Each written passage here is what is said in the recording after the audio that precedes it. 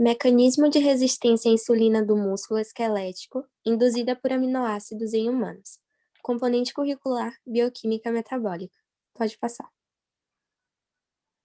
Componentes do grupo: Alana Oliveira, Ana Clara Cardial, Catarina Salomão, Débora Tawane, Fabiane Oliveira, Isabela Reis, Lara Fonseca, Tereza Leitão, Tiago Pereira e Valéria Porto. Pode passar.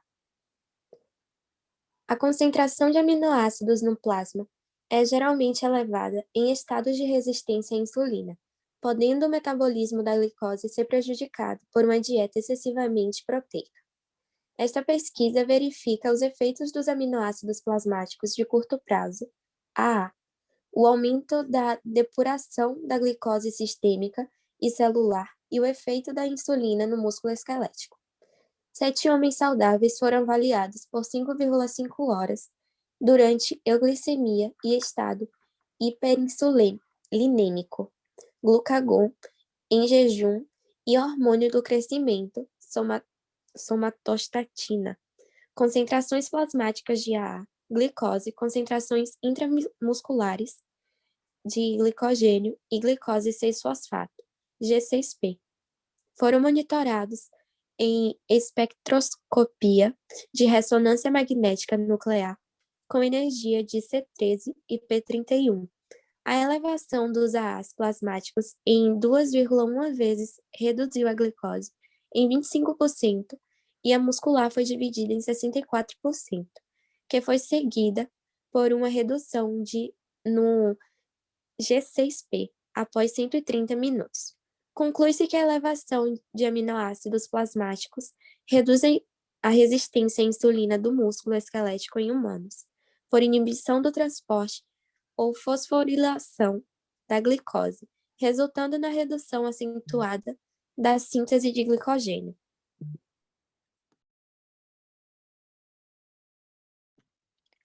O músculo esquelético é quantitativamente o mais importante tecido envolvido na captação da glicose por estímulo da insulina, sendo de grande importância no controle da glicose pós-prandial, além de ser o principal sítio de resistência à insulina em indivíduos portadores de diabetes mellitus.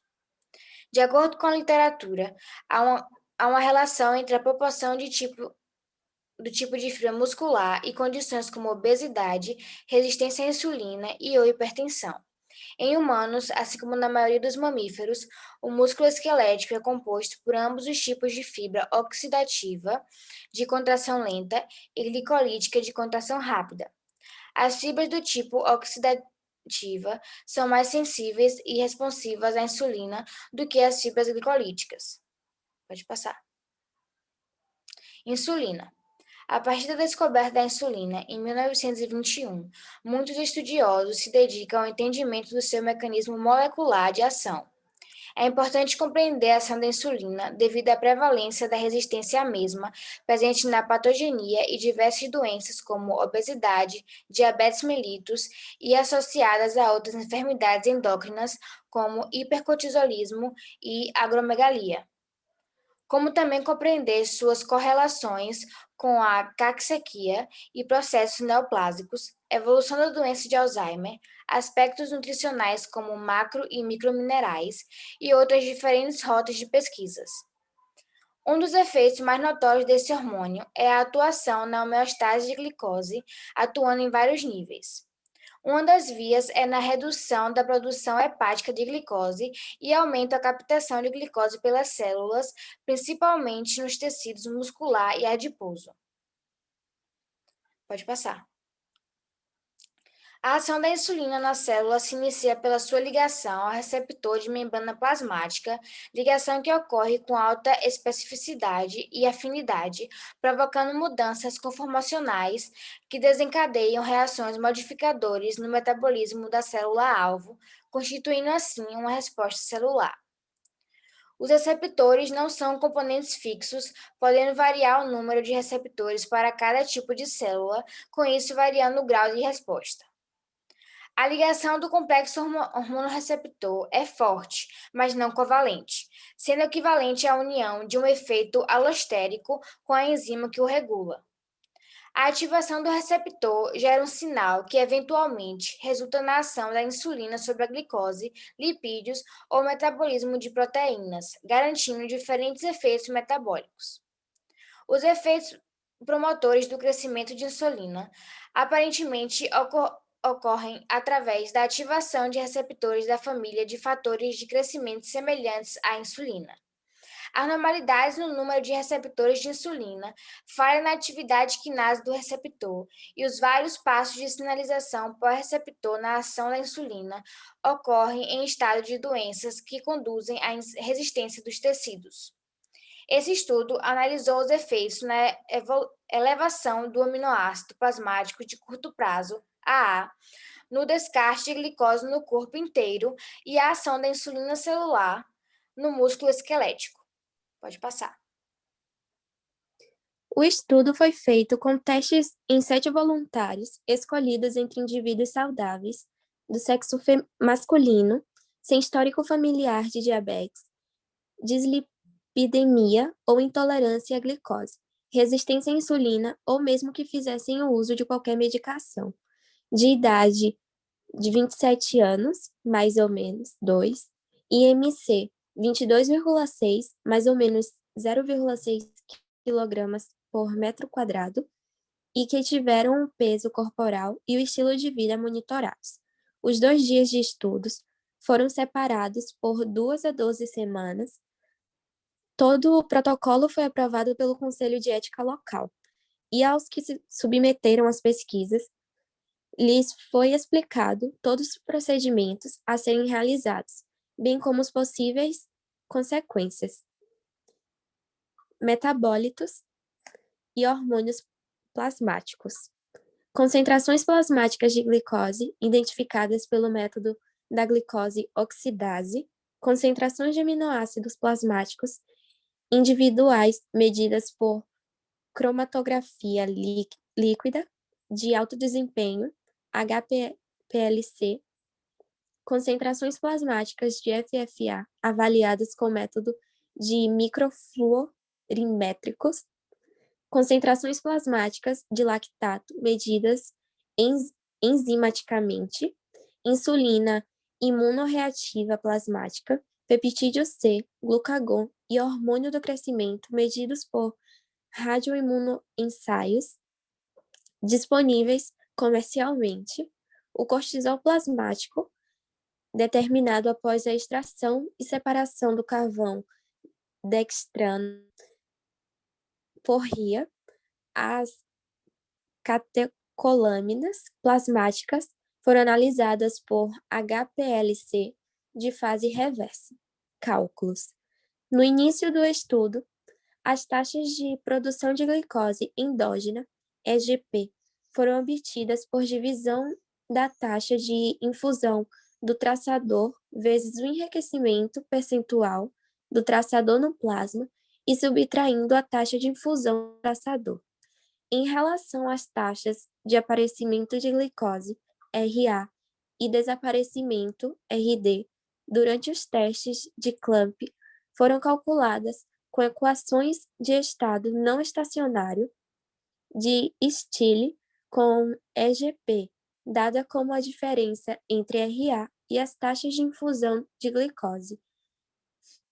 Os incrementos da concentração de glicogênio foram calculados a partir da mudança em glicogênio e no plasma CAP na glicose. As taxas de síntese de glicogênio muscular foram calculadas a partir da inclinação do ajuste linear de mínimos quadrados para a curva de concentração de glicogênio entre 180 e 315 minutos. Estatísticas. Os dados foram obtidos com médias mais ou menos SE. E as comparações estatísticas entre os estudos de infusão de solução salina e AA foram realizadas usando o teste T de Student pareado. Os dados dentro de um grupo foram comparados por ANOVA, de medição repetidas, e testes post-hoc de Dunnett ou Finch. As diferenças foram consideradas estatisticamente significativas, AP menor do que 0,05. Pode passar. Resultados. Partindo para os resultados encontrados, as bolinhas brancas nos gráficos referem-se à infusão salina do controle, enquanto as pretas referem-se à infusão de aminoácidos. Durante os testes de Clamp, como podemos observar, a glicose plasmática em jejum, a insulina, o peptídeo C, o glucagon e o cortisol não apresentaram diferença de variação entre o controle e a infusão de aminoácidos. Já as concentrações plasmáticas em jejum do hormônio do crescimento variam de maneira diferente durante o período de linha de base, provavelmente por causa do seu padrão de secreção pulsátil, embora tenham se comportado de maneira semelhante durante os testes de Clamp. Pode passar. As concentrações plasmáticas em jejum de aminoácidos foram comparadas nos dois estudos. Durante a infusão de aminoácidos, a concentração plasmática total aumentou em cerca de 2,1 vezes, enquanto que, nos estudos de controle, ela diminuiu em torno de 19%, como podemos notar na figura. Pode passar. As concentrações plasmáticas individuais de aminoácidos na linha de base, 0 minutos, e ao final das infusões, 330 minutos, são apresentadas nessa tabela 1. Como podemos ver, com exceção do glutamato, todos os aminoácidos contribuíram para o aumento da concentração plasmática total durante a infusão de aminoácidos. Além disso, enquanto as taxas da maioria deles diminuíram durante os estudos de controle, a glutamina, a histidina, a glicina e a alanina permaneceram em seus níveis basais de jejum. Pode passar. A produção endógena de glicose também foi comparada entre os estudos na linha de base e perto de zero durante os estudos de Clamp. A partir dos 90 minutos, as taxas de infusão de glicose necessárias para manter a glicemia foram cerca de 24% menores durante a infusão de aminoácidos em relação ao controle. A figura mostra exatamente isso, sendo que as colunas brancas referem-se à infusão salina, enquanto as pretas referem-se à infusão de aminoácidos. Pode passar. Na linha de base, as concentrações de glicogênio do músculo esquelético foram comparadas. O aumento das concentrações de glicogênio pela estimulação da insulina foi menor ao final da elevação plasmática de aminoácidos, como podemos observar na figura D. As taxas líquidas de síntese de glicogênio foram calculadas e descobriu-se que elas foram 64% menores durante a infusão de aminoácidos comparada ao controle, como podemos perceber na figura B. A concentração intramuscular de glicose 6-fosfato foi idêntica na linha de base dos dois estudos. Paralelamente à redução das taxas de infusão de glicose, o aumento da glicose 6-fosfato induzido pela insulina foi menor durante a infusão de aminoácidos a partir de 130 minutos, como podemos ver na figura. Pode passar. A taxa de síntese de glicogênio, bem como o aumento da G6P induzido pela insulina, foram diminuídos durante a infusão de aminoácidos em todos os sete participantes, como podemos observar na figura. As concentrações intramusculares de fosfato inorgânico, ADP, proteína C reativa e pH na linha de base e durante os testes de Clamp foram resumidos na tabela 3.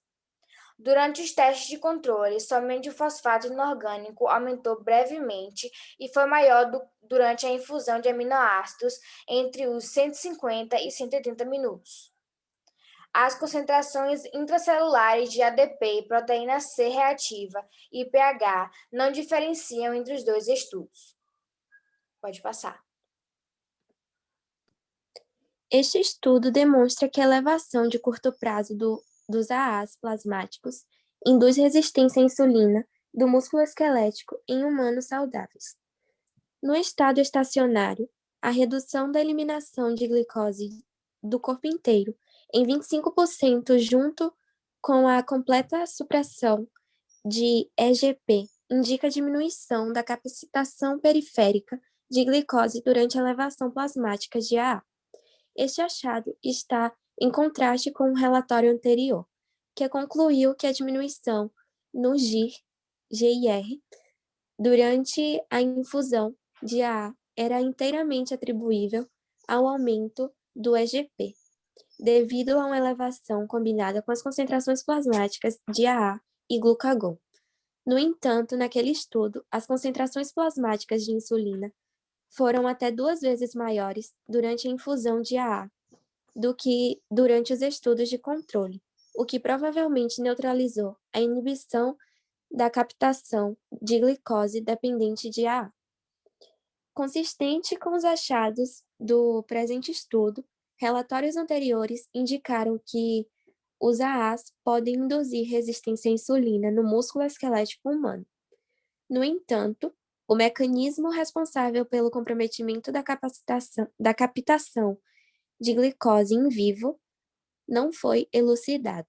Estudos in vitro mostram que a disponibilidade de certos nutrientes podem desempenhar um papel importante na determinação da resposta celular à estimulação da insulina. A partir de estudos em preparações isoladas de músculo de rato, Randall et al. Concluíram que os FFAs reduzem a captação de glicose pela competição do substrato entre os FFAs e a glicose pela oxidação mitocondrial. O aumento da oxidação de FFA causaria elevação das relações intramitocondrial acetil-CoA e CoA e NAD+H, e NAD, o que diminui as atividades de piruvato desidrogenase e fosfofrutossinase. A redução subsequente da glicose daria origem ao G6P intracelular, que então diminui a captação muscular de glicose pela inibição alostérica da exoquinase 2. Como o glicogênio sintase também está sob o controle alostérico de G6P, seria de se esperar que altas concentrações intramusculares de G6P aumentassem a síntese de glicogênio. Semelhante aos FFAs, os AAs cetogênicos podem ser metabolizados em acetil-CoA e posteriormente oxidados pelo ciclo de ácido tricarboxílico. Portanto, a competição de substrato entre AAs e glicose pode ocorrer oxidação mitocondrial. De fato, os AAs, particularmente os aminoácidos de cadeia ramificada, valina, leucina e isoleucina, diminuem a oxidação da glicose pela inibição da piruvato desidrogenase secundária a um aumento das razões acetil-CoA e NADH, NAD, em músculo esquelético de rato isolado e células do fígado. Para examinar o mecanismo pelo qual os AAs causaram comprometimento na captação de glicose em todo o corpo, estimulado pela insulina, foram medidas as taxas de síntese de glicogênio do músculo esquelético e as concentrações intramusculares de G6P. A taxa de síntese de glicogênio foi reduzida em 64% na presença de elevação de AA no plasma, porque a síntese de glicogênio no músculo esquelético é responsável por quase toda a eliminação de glicose em condições estimuladas por insulina. A diminuição observada nas taxas de síntese de glicogênio provavelmente foi responsável pela redução induzida por AA na captação de glicose em todo o corpo.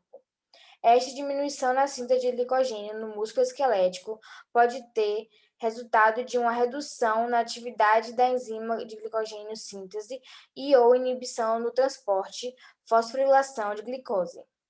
G6P é um intermediário entre a síntese de glicogênio e transporte de glicose e fosforilação. Portanto, seria esperado que qualquer declínio isolado na taxa de síntese líquida de glicogênio em relação ao transporte, fosforilação, de glicose resultasse em um aumento da concentração de G6P. Além disso, qualquer redução na glicose secundária a uma possível inibição de purivato desidrogenase induzida por AA daria origem a G6P. Em contraste com essas suposições, As concentrações intramusculares de G6P foram menores durante a infusão de AA do que os estudos de infusão de solução de salina, sugerindo um efeito inibitório direto de AA no transporte e fosforilação de glicose. Como o pH intramuscular, PCR e ADP não mudaram, os efeitos alostéricos desses mediadores nas enzimas metabolizadoras de glicose podem ser excluídos. O pequeno e transitório aumento do PI durante os estudos de controle está de acordo com as observações anteriores. Pode passar. Essas aqui são onde a gente achou nossos textos, as referências. E muito obrigada pela atenção.